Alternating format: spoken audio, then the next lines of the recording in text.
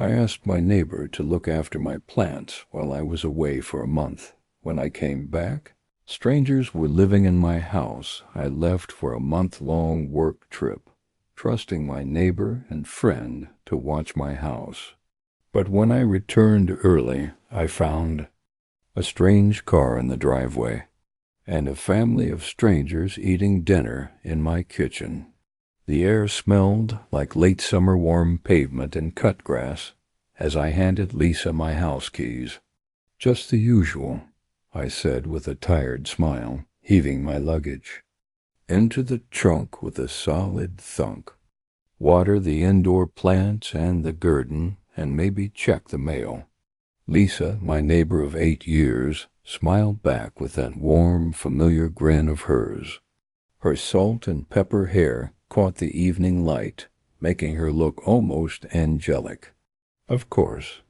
Hon, you know I've got you." She reached out for a hug, and I leaned in. "I'll see you in a month," she said as she stepped back. "Good luck with the big deal." I climbed into my car, catching glimpses of golden light blinking off my side mirrors as I pulled away. Lisa and I had been through this same routine dozens of times before. I'd go away for work. Lisa would keep my plants alive and everything would be waiting for me when I returned. Predictable. Secure. If only I knew how wrong I was. My first meeting with the client went well. They asked all the right questions and seemed impressed by the figures and charts I presented to them. We met for lunch the following day at a rooftop bar with stunning views of the Seattle skyline. I answered more questions with detailed outlines of our product's value. "That all sounds great," one of the board members remarked, "but your price point seems a bit high."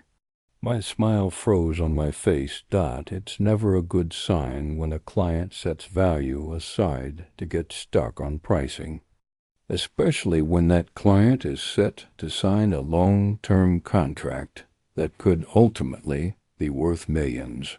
Fought back with examples of how our tech solutions had helped streamline operations in other companies and how that had ultimately caused a rise in profits that more than covered our pricing. When they canceled my presentation on day 4, I knew I was sunk. I shot off an urgent email to my boss to ask for permission to negotiate pricing, and then I paced. I'd just about worn a path in my hotel room carpet when my phone rang. "Hey, Mike, what's the verdict?" I asked as I answered my boss's call. Mike sighed heavily. "I'm sorry, Carolyn. It wasn't my decision. I spoke to Mr. Smith about your request, and he says he doesn't see a point in employing someone who can't secure a deal at our asking price. He's let you go." I stared out at the Space Needle in the distance without really seeing it. That's not fair." "I know," Mike muttered. "I'm sorry, Carolyn." I packed slowly, feeling the static in the air. The world had changed again. No job, no purpose, no plan. Years of loyalty to the company evaporated. I booked an early flight home, 3 weeks earlier than planned. The sun was setting as I turned onto my street, the engine humming low. Shadows stretched long across the pavement, and most of my neighbors had their lights on already. I was looking forward to collapsing into my bed, maybe opening that emergency bottle of wine I kept in the pantry. Then I blinked. A black minivan sat in my driveway. "Weird," I muttered, slowing down. I pulled up behind it, tension crawling up my neck. Had Lisa invited someone over? Was someone robbing me? My mind raced through possibilities, each one worse than the last. Leaving my luggage in the car, I approached my house cautiously. Through the sheer curtain of my kitchen window, I saw something that made my heart nearly stop. A family was seated around my kitchen table, a dad carving chicken, a mom pouring wine, and two kids laughing. I could hear the soft clatter of utensils on plates through the open window. The smell of roast chicken and buttery biscuits wafted out into the evening air. I didn't think, didn't plan, didn't consider what might be happening as I raced to my door. I burst in through the front door. What the hell is going on? My voice echoed off the walls. The family froze, forks midair, faces caught in expressions of surprise and confusion. The father rose from his chair, confusion etched across his face. "Ma'am, we're just renting this house for the week," he said, his hands slightly raised as if calming a wild animal. "We got it through an online vacation rental service." "Rental?" I repeated stupidly. "This is my house." The woman at the table pulled out her phone. "We have all the confirmation emails." My mind spun. This made no sense. I never listed my house online. I never rented it out. There was only one person who had access when I was gone.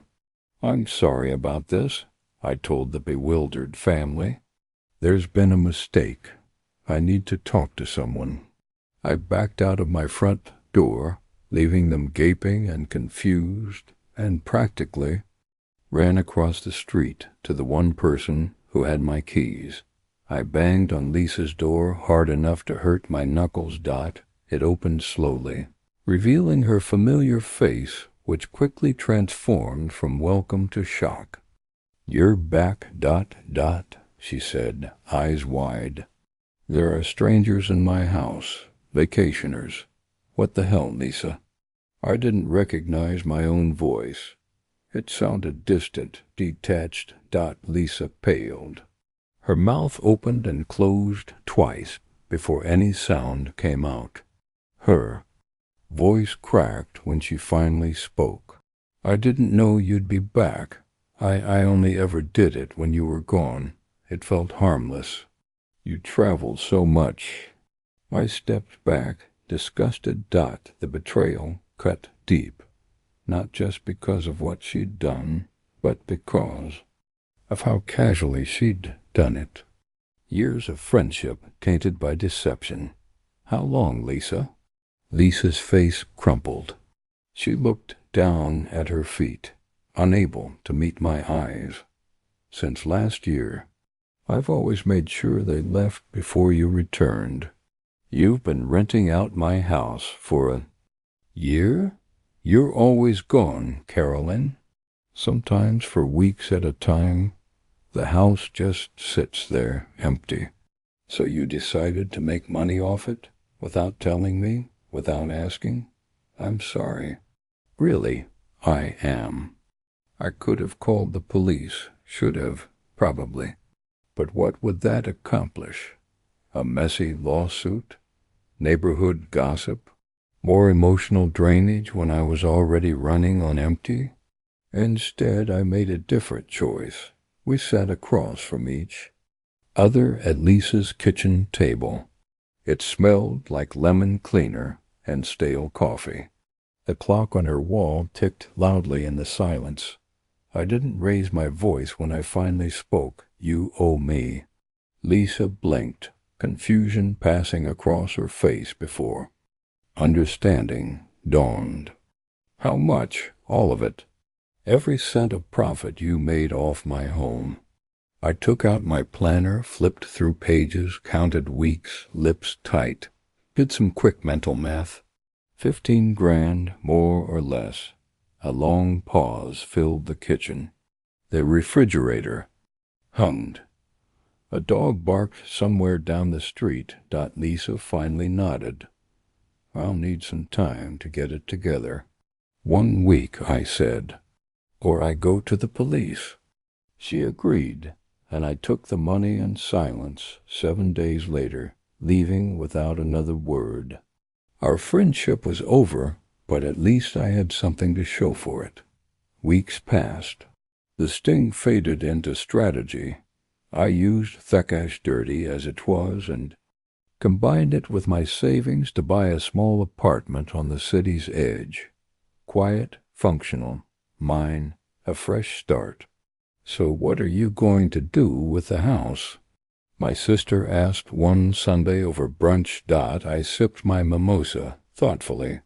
"I'm keeping it." "You're not going to sell it?" "Nope. I'm going to rent it out." I smiled, the plan already set in motion. On my terms, isn't that kind of... I don't know, letting Lisa win. I shook my head. This isn't about her anymore. It's about making the best of what happened.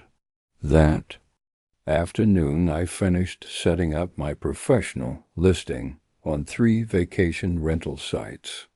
I hired a photographer, wrote compelling descriptions of the neighborhood, and set rates that would more than cover my mortgage.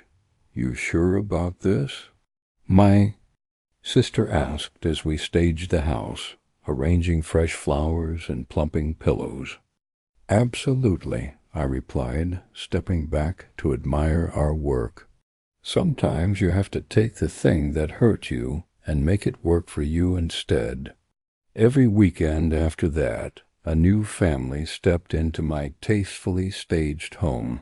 They laughed at my table, used my glasses, slept in beds with freshly laundered sheets that a cleaning service changed weekly. 6 months later, I sat on the small balcony of my apartment, watching the sunset with a glass of wine.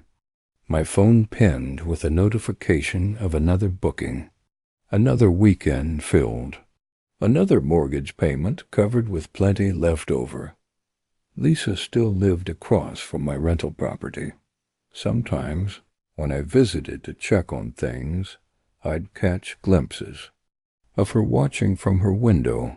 I never waved, never acknowledged her, but I didn't feel anger anymore either, because sometimes betrayal doesn't destroy you. It teaches you how to survive better. In a strange way, I had Lisa to thank for this. New life, this new independence. This unexpected path led me to somewhere better than where I started.